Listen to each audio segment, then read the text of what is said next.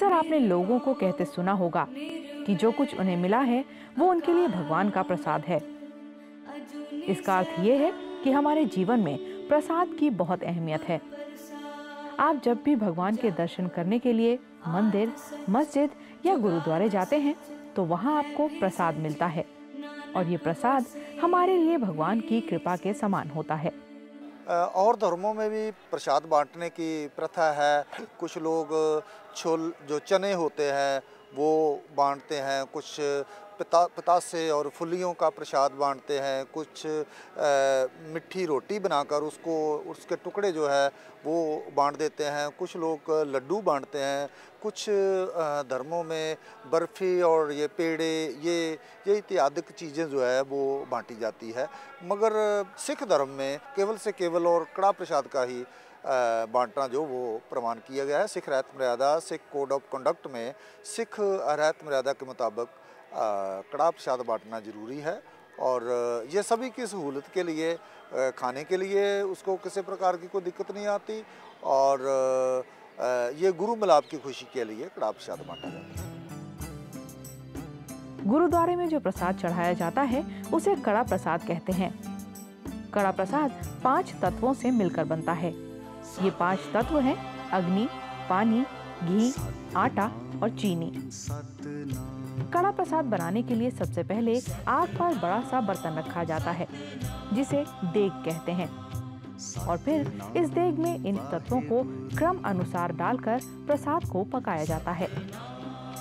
हर एक गुरुद्वारे में जो संगत आती है उनको कड़ा प्रसाद बरताने की मर्यादा है और ये कड़ा प्रसाद गेहूं का आटा, देसी घी और मीठा और स्वच्छ जल इनको मिलाकर ये कड़ा प्रसाद की जो बनावट है वो ऐसे तैयार किया जाता है और हर एक दीवान की समाप्ति के बाद जब हुक्मनामा लिया जाता है तो उसके बाद संगत को बराबर मात्रा में कड़ा प्रसाद बरताया जाता है।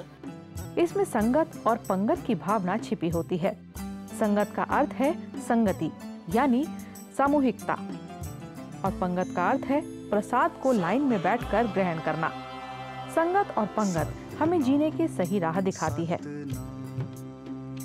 जहाँ संगत आपसी भाईचारे और प्यार को बढ़ाती है, वहीं पंगत हमें जीवन में अनुशासित होना सिखाती है।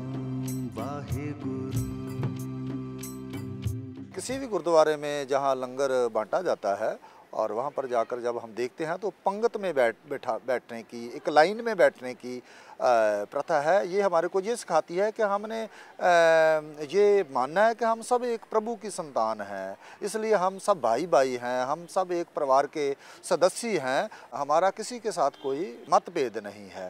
पंगत में बैठकर हमारे अंदर आपसी एकता और ये जो फोकट किस्म के वहम भरम है ये दूर होते हैं। कड़ा प्रसाद को मात्र 10 रुपए में श्रद्धालुओं को दिया जाता है। सेवादार उस प्रसाद में से आधा प्रसाद संगत को बांटने के लिए रखते हैं और बाकी बचा प्रसाद श्रद्धालुओं को दे दिया जाता है। ऐसा करने के पीछे का भाव ये है कि श्रद्धालु अपने धन को नेक काम में खर्च करें। जहां एक ओर गुरुद्वारे में मौजूद सेवादार प्रसाद बांट खुद को धन्य करता है, वहीं दूसरी ओर वो संगत में भगवान का प्रसाद मिल बांट कर खाने की प्रथा को पूरा करता है। कड़ा प्रसाद की महत्ता सिख जगत में बहुत बड़ी है क्योंकि जो भी गुरु घर आता है उसको ये एहसास करवाने के लिए कि गुरु की खुशी, गुरु की प्रसन्नता आपके नसीब में थी, इसलिए आपको ये संगत करने का सौभाग्य जो समय है ये मिला है।